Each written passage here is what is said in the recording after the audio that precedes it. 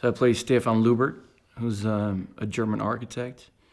And Stephan lost a lot, almost everything, during the war. He lost his beloved wife, Claudia, and she died in the bombings of Hamburg in 1943. And he lost his job and his house.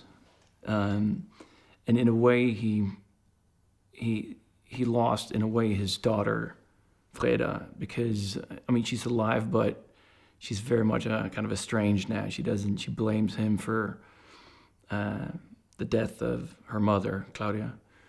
So he hasn't really had a good relationship with his daughter for 2 years, which is obviously heartbreaking, because in a way she's all he's got.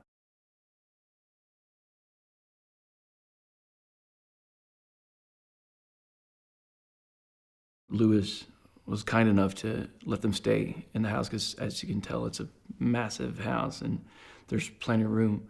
But that also created, he was incredibly grateful for that, obviously. Also, to protect his daughter, that they get to stay.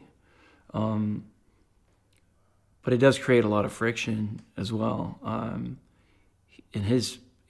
Especially between Stephan and Rachael,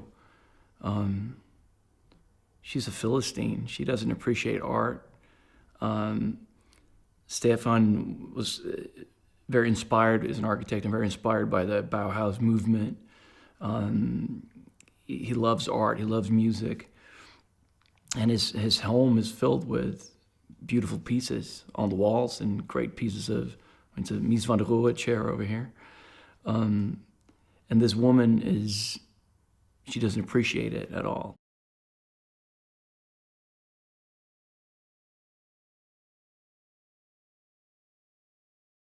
Because only about 10% of Germans were members of the Nazi Party. And to see Hamburg in the fall of 1945, the devastation, half the city was leveled, and feral kids are running around in the streets, just desperately trying to find food. And just that misery it was heartbreaking to read. And I think it's a side, it's showing the horrors of war on both sides, that it's not clear, it's not winners and losers. Because we meet obviously Rachael and Lewis Morgan, who lost their child during the war, and we feel their pain. But then you see Stephan and Freda, who lost Claudia, his wife, her mother.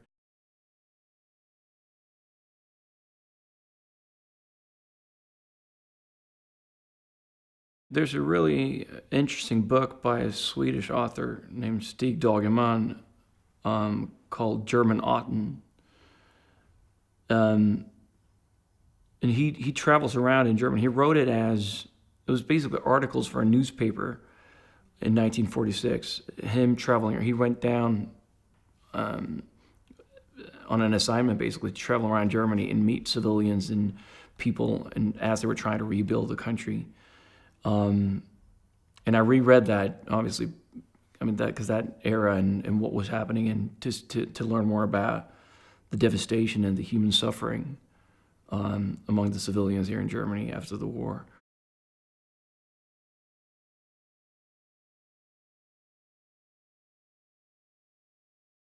Alicia Vikander is a very dear friend of mine, and she worked with him on Testament of Youth, and I know that she had an amazing time with him, and she loves him. So, of course, I talked to her when I got the script about that experience. But James has been wonderful.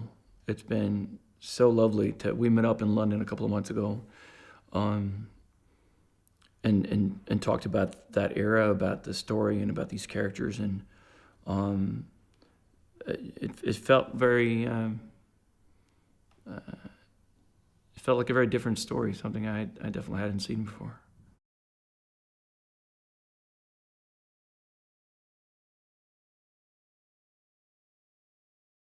Stephan is alone in the house with Rachael, and they really get on each other's nerves. But he's got to be careful, because if she tells Lewis to kick them out. They're out the door the next day. So it's been very interesting finding that with Keira and James, that kind of, because she's so likable. I don't know if you met Keira, but she's incredibly likable.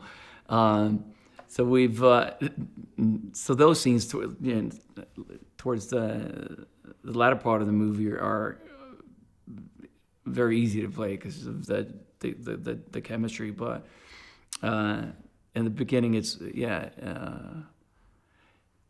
takes some serious acting chops to not like Keira Knightley, I tell you.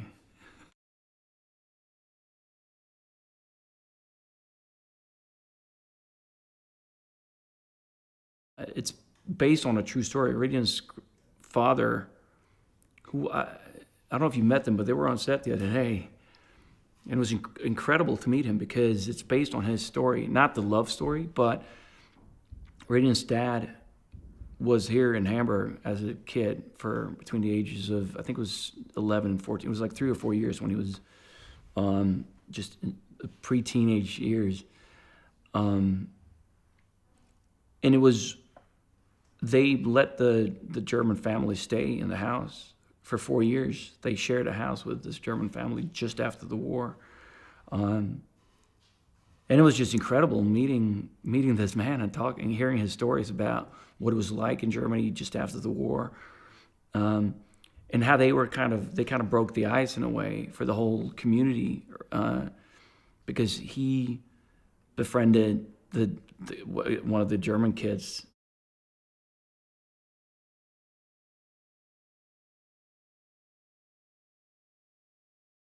Flora's been, she's a wonderful actress and a wonderful girl, but in the story there's a lot of tension. She, but in a lot of sadness, she blames Stephan for what happened to her mother, to Claudia.